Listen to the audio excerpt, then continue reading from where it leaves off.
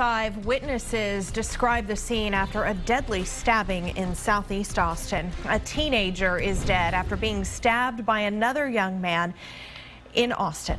Around 11 o'clock this morning, police were called out to the Happy Cloud Smoke Shop on Montopolis Drive near Felix Avenue. KXAN's Alicia Enns has our top story. Good evening. Several people called 911, but it was one caller in particular that helped lead police to the suspect in this case after seeing two young men fighting outside the smoke shop here.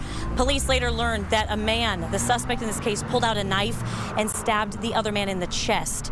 Well, the suspect took off running, ran around the corner back to his house. The person who called 911 followed that man and was able to guide officers to where he was inside the home. EMS showed up and took the victim to UMC Brackenridge, where he later died at the hospital. Officers, though, they surrounded the man's house, the suspect's house, arrested him a short time later. We actually talked with a witness out here. He did not want to be identified, but he talked about what he saw as he was driving around the corner. There's the guy laid on the floor in fetal position, just wasn't moving. You know, I just thought he had a heat stroke or something. And that or got hit by a car, because there was a car right there in the middle of the parking lot. It didn't move. So, I mean, we really didn't know what was going on.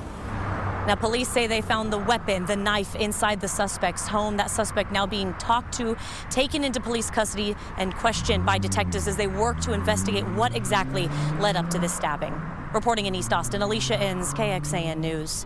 This is Austin's 14th homicide of the year. The city is on a higher pace for murders than what we've seen in the past 3 years. Last year at this time, Austin had 10 homicides. The numbers were slightly lower in both 2014 and in 2013. Homicides are not the only crime on the rise. Austin is also seeing significant increases in reports of robberies and aggravated assault cases.